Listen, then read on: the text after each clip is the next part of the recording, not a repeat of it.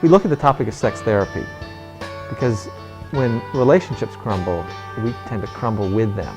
So we've interviewed Dr. Keith Witt, who's fascinating about the whole process of creating negative drama as well as creating positive drama. The affair blows everything up, they come into therapy, and now we really have to talk about this, and there's often a sense of relief in the couple. Oh, we're finally talking about these things. And then after a while, the affair is really left in the dust, and we're just dealing with the new relationship that we have here now that we've opened up these new areas. The challenge as a therapist is to let them know it's easy to talk about these things now because all the barriers have been blown up by this drama. Okay? In the future, you're going to have to consciously keep these channels open, because if you let them close down again, you're going to have a tendency to drift back into the old defensive structure, and then one of you is going to have the impulse to create some kind of negative drama to blow it apart again. And you don't want to go through that cycle. As it turns out, couples and individuals go through cycles psychologically and will create the same kind of things again and again and again. If you are conscious of it and you work to growing during that cycle, you get healthier the next time around. But if you surrender to it and you don't use it as an opportunity to grow, the next time around you're more at risk. This happens physically as people deteriorate. Say an alcoholic is a good example. Eventually they'll die. Relationships, eventually they break up. The other way, if someone gets the message, they get a little bit healthier physically, or relationships will get better. And what was a disastrous affair when someone is 27, when they're 47, it might be he comes home from work and he goes, I had a distracting attraction today and I didn't like it. And she goes, well, what was that about? And he goes, well, maybe we haven't been as close as we need to be. Well, let's take a vacation this weekend. And how do you define positive drama? Positive drama is seeing your daughter be Titania, Queen of the Fairies, in A Midsummer Night Dream. Positive drama is going home and having a good dinner with your family and a conversation with your kids that's a substantive conversation. Positive drama is making love with your wife and going, my God, I can't believe that it was this good again after all these hundreds of times. Positive drama is having an insight about your family or about your own spiritual development and feeling that you've expanded in some particular fashion. Positive drama is running into a problem with someone you care about, working with it, feeling that impulse to attack, but resisting it, until finally you find that blossom of shared compassion and shared connection. Positive drama is having a family that you experience as a crucible that, or a garden that supports every single person's development. Families aren't just about kids developing, they're about everybody developing. Positive drama is all that great stuff. Positive drama is seeing the beginning of negative drama and going, no, I don't want to go there. I want to go to something more fun. Instead of having the big dramatic fight, where we sleep in different rooms and tell each other off and all this other stuff, we figure out a way through it. We go out to eat at our favorite restaurant and come home and make mad, passionate love with each other and wake up the next morning and do it all over again. That's positive drama. That's what I try to help everybody have as much as possible. And if it was up to me, every human being on this planet would have that every day of their lives. One of the most frightening aspects of sexuality is the extent to which it can be abused in the form of crime.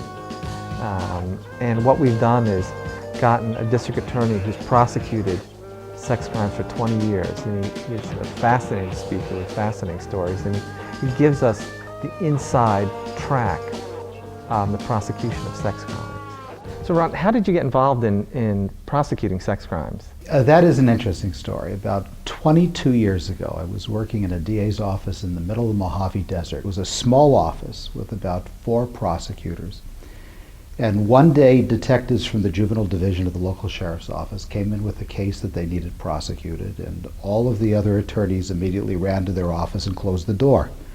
And I was the only one left, and they came into my office. I didn't have the sense to necessarily go to my office and close the door. And of course, I inherited a case. And the case was an interesting case involving a high school coach who molested a young boy, high school basketball coach, one who had taken the school to a previous school championship. And obviously, the school was quite enamored with him. and very upset when we ultimately filed charges against him. We lost that case after a lengthy and highly publicized trial. Why? I think it may have been a product of my inexperience at the time, lack of corroboration, the fact that it was this kid's word against the coach, and the coach was very popular and the kid was obviously gay in a community that didn't accept that type of thing. You know, what's interesting, what's been developing lately, the last few years, and we tried our first one of these just a couple months ago and got a conviction. We've changed the statute of limitations on these types of prosecutions to the extent that today there virtually isn't one. We can prosecute a case that occurred 10, 15, 20 years ago, and 2 months ago I tried one that occurred 13 years ago.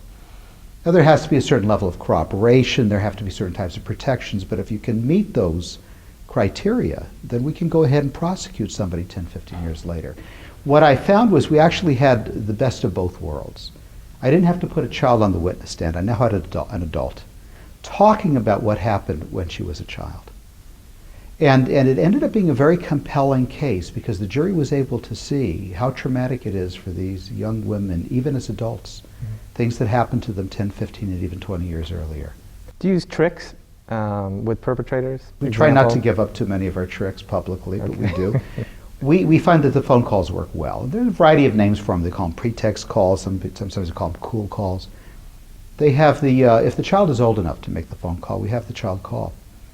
And we have the child say something to the effect of, you know what we've been doing, well, I haven't been feeling very good about it lately, and I've been thinking of telling my therapist about what we've been doing. And you know, I think I should do that. And hear the reaction to it. And very often the reaction is, no, please don't do that. They'll send me to jail if you do that. Well, those cases don't go to trial. I mean, obviously that's not going to go to trial. We had a pretext phone call in the last trial as well. Juries listened to them. There was a time that some jurors tended to be upset over the use of surreptitious telephone calls. Some of them even considered it a form of entrapment. But you know, we explained to them it's a way for them to get the most amount of information they can get, not the least. That they should go into this trial and go into deliberations with as much information as they can possibly have. And if that includes a phone call that is designed to elicit a candid statement from somebody, I mean, understand, if the guy really did do it, then he's going to be very perplexed at how to handle this call. He's going to have either a small child calling him and saying, I don't like what you've been doing and I want you to stop and I'm thinking of telling my mom. Or he'll have the mom. And the instructions we give the mom is to call up and say, I know what you've been doing to my daughter because she told me what you've been doing. I'm not going to call the police, but I want you to tell me exactly what happened and what you did, and I want to know if you have any sexually transmittable diseases, and I want to know the last time you were tested for AIDS, and I want an apology from you, and I want all of these things, and I want it now. Now his dilemma is he doesn't know for sure whether the cops have been called or not, or whether she's really going to call the cops. But if he did do it, he's more inclined to wiggle out of it than to simply deny it. He knows if he denies it, he's going to piss her off and she will go to the cops. It seems like that one would use a pretext call in every such case. We do. Or try to. Try to. Or try to, if we know who the guy is and where to find him. It is pretty much routine virtually everywhere now to use those phone calls. And it backfires every once in a while. Every once in a while the call is made to somebody who already knows it and is pretty much presuming that someone's on the line. And they say, I really don't understand what this phone call is all about. Sorry you don't feel particularly good, but it sounds like you're making an accusation against me that's simply not true, and I'm not going to stay on the phone any longer. You go call somebody else. You want to call the police, go ahead and do it. And then hang up. We see that every once in a while. Of course, from the defense standpoint, that's the best response. Well, if that happens, you don't have that as evidence for the prosecution. That call ends up being evidence for the defense. About a year ago, we had a case that was a home invasion rape of a young woman, and then 12 days later, he went back into a home about 50 yards away on the same street, this time in a room with two young women. I don't believe he knew that there were two actually in there. And attempted to rape one until he realized the second one was there and then tried to quiet her down. All of these were at knife point. And then the first one ran out of the room and he never did anything in the second assault. And we were able to apprehend him about 10 days later before there was anything more. This is a commentary on the value of DNA evidence. When we brought all three of those victims into the jail to do a lineup at the jail, where we had the suspect in this case, along with 5 other people who looked like him. Same race, same age, same size and height, same general appearance, same general coloring and complexion. The amount of facial hair and head hair are fairly consistent, so that all 6 of these people looked pretty good. It was a good lineup. If they had been able to pick out the person who did it, it would have been a good identification. The first one, the woman who was actually raped over a period of 2 hours, mostly with her head down into the pillow, but she had an opportunity on a couple of occasions to see his face. She looked at this collection of people and she looked at number 3, the person in the middle, and she said, I am pretty certain it's number 3. I'm not completely certain, but I'm pretty certain it's number 3. The other 2 young women, the roommates, and again, all 3 of them were seated at different places away from one another in a darkened room, not looking at each other, but looking at the 6. The other 2 both made the following observation. It's number 3. I'm absolutely certain it's number 3. There's no question in my mind.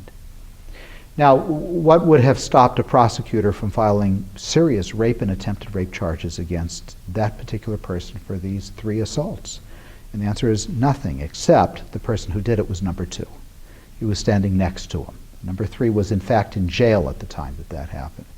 We happened to have and recover DNA in that case, and the DNA was so discriminating that we were able to say that the profile generated by the DNA recovered from the crime scene of victim number 1, from his semen, was so distinctive that only 1 out of every 10 trillion people have that particular profile. Well, of course, there's only 6 billion people on Earth, so we're talking about unique to everyone who lives on Earth and unique to everyone who has ever lived on Earth and probably unique to quite a few primates. Okay? But the significant thing is that the jury convicted him notwithstanding the fact that all 3 victims identified, and 2 of them, with some degree of assurance, the wrong man. The wrong man. So we don't underestimate, first of all, the power of a human being to make a wrong identification, and 2, the power of science to correct it. And we were able to get a very dangerous person locked up with a lifelong sentence now, in part because of the presence of DNA evidence. Now, that obviously is something that didn't exist 20 years ago. And 10 years ago, when we handled the first DNA case in this county, we dealt with a science that was not nearly as predictable and not nearly as sophisticated as what we have now. I would say that if there's been any single significant change in the prosecution of sexual assault cases, it would be the discovery of DNA technology.